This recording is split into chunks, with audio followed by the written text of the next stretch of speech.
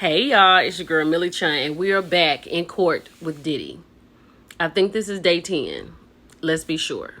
Okay, this is day 10, and they're going to wrap up Kid Cudi, and they're going to start with Capricorn Clark and others. So let's get into that. So the judge is kind of funny, right? He said, I see you burn the midnight oil over the weekend. What about the DNA questions?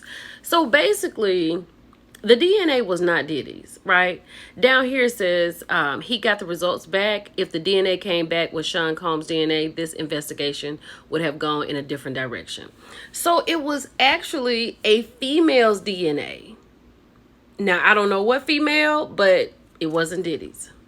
Now, the AUSA seems to feel like the DNA situation could be misleading to the jury. But Diddy's lawyer said that the serologist could prove this up on what they find. Now, a serologist is a person who studies blood. The judge said for now the objection is overruled, so I guess they cannot use that. So right here, the judge is questioning Kid Cudi's testimony. He said it seemed like an opinion, and he wants to know how is it going to be admissible, right? The AUSA said we like to look at the cases submitted by the defendant, then put in a letter. The judge said, okay, bring in the jury. So they do a lot of work before the jury even comes into the courtroom. Like they have to go over things, summarize, go back what they ended with last week. So now the jury is in. So the judge was like, welcome back. Calling your next witness is Capricorn Clark. She lets us know she was born in San Francisco, and then she moved to LA to work for Def Jam. She worked for Death Row Records. So then the AUSA asked her, what was your relation to Suge Knight? She said, he is the father of my friend's child. And then the AUSA was like, then you work for Sean Combs? She said, yes, he was over there in the blue sweater. So she pointed Diddy out in the courtroom, and she worked for him from 2004 to 2012. Then they asked the girl, was she kidnapped? And she said, yes. Kidnapped? Well, she was kidnapped by Diddy. Is that what we're saying? From Death Row. So Diddy took her from Suge Knight. Do y'all get that? And then they went on and asked, when did she first meet Puffy? She said, when I moved to New York in 2002, we were super platonic friends. A headhunter said I should work for him as a personal assistant, and she did until 2006. And she talked about her duties. She said she was at his side when he woke up. So Capricorn was the global brand director for Sean Combs for a year, right?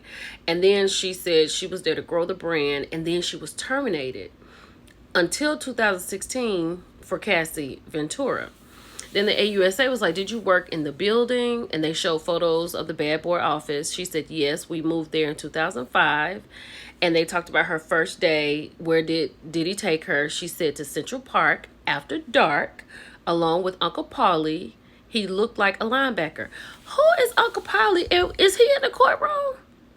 And then they showed her another photo. Does this look like him? She said no, he doesn't have on the black out shades he wore all the time. So I'm guessing that's what Uncle Paulie wore.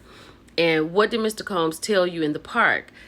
Capricorn said that since I'd worked for Suge Knight, if anything happened, he might have to unalive her. Child, they said objection. Child, the judge said overrule and proceed. And they wanted to know, how does she take Diddy saying that he would unalive her? She said she took it seriously. And they asked her, how did you react? She said, I said I didn't have anything to do with that stuff. So all the stuff that happened over there on death row, that's what she was saying. They said objection. The judge said sustained, Miss Steiner. And the AUSA said, well, what about Paulie's role?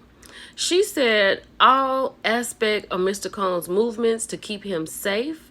There were also D-Rock, there's that name again, Roger Bonds, and Ruben. Who's D-Rock?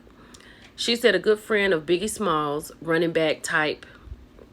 It says running back type body. I don't know if he got that right. And then the AUSA was like, did you ever observe Mr. Combs with the firearm? She said yes, in her home. So Diddy was over to that girl's house with firearms, intimidating her. That's what I think. It didn't say this in here. So then the AUSA was like, and did he talk about it? She said, Mr. Combs told Chris lightly he had a firearm. He had a problem with 50 Cent. Were you ever accused of stealing? She said, yes, jewelry. But it had been given to her. Oh, Lord, that about 50 Cent in it. Then we find out that the jewelry had been missing because Capricorn said, she continued that the jewelry had been given to her. It was on a loan. So now it's missing. And they want to know, what does she do? She said, from Teterboro, I called 1440 and told them to lock it down. And then it was like, what did Uncle Polly do? She said, he questioned me for 3 hours. And then they asked, did she go home? She said, yes, to Queens with Uncle Polly. He searched my house. What? Where was the jewelry? Do you think that could have been a setup so Puffy could just be mad? You know what I'm saying? Because it seems like things are set up so he can just act out. That's what I'm getting. Then the AUSA was like, where did Uncle Polly take you? She said 1710 Broadway. It was dilapidated. It was being fixed up, but I didn't know that. Uncle Polly took me to the 6th floor. The door was locked behind us. There was a 6-foot folding table with a heavy set man. Child, this is so intimidating. I would be scared for my life. So, child, when Uncle Polly took her back, he did not even stay with her. He left, right, and went back to where, I guess, where Puffy was. And the heavy man stayed there. And Capricorn said she was there to take a lie detector test. Then the AUSA was like, what did he say? What did he say would happen if you failed the lie detector test? Capricorn was like, that they would throw me in the East River. Child, they said objection. Can we have a sidebar? Again with the sidebars. Again with the sidebars. So, honey, they are back from the sidebar. They said that they can proceed. And they asked Capricorn, like, what was the demeanor? She said it was very serious. She was terrified. And she did not want to take the test because she was scared. And then they asked her, how was the test? And she talked about how they had wires hooked on her. And all the questions were, did she steal? And then the AUSA was like, well, do you know what the results were? She said that the man told her that she needs to calm down, that he could not get a good reading, and he may have to throw her into the East River. How can the girl calm down when she feels like her life is about to be over if this thing doesn't say what they needed to say? No one else was in the building. She could not leave because Polly told her she could not leave. What did Paul say at the end? She said he was like that he'd come back the next day to figure this out. We started again, another lie detector test in the same location all day. Were you free to leave? She said no. Could you imagine being asked the same question over and over, you giving the same answer, and they may be getting agitated and you think your life is about to be over and you about to be put in the river? Y'all, Capricorn said she was there for 5 days. She did not tell anyone where she was. She said she was just trying to survive, right? She said she worked under an NDA. They said objection. The judge said sustain. Jury should disregard the last answer. Now, how can the jury disregard last answers when you've already heard it? Like when they say sustain, it's supposed to be automatically like Men in Black from your mind. Like, I feel like they used that in making their decision, right? So she went on to say, the AUSA said, what would have you been doing? She said, shadowing Mr. Combs. Then the AUSA was like, what happened after 5 days? She said that I could return to work, that Mr. Combs would see me the next week. Did he ever discuss it with you? She said no. And then they asked, why did you continue to work with Mr. Combs? She said, I felt they'd think I stole. So she stayed there so they wouldn't do anything to her.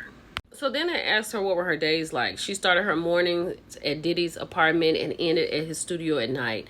She said she would get about 4 hours of sleep on a good day and 2 on a bad day. She said she was paid $55,000. She went to the head of HR. The HR told her she was owed $80,000.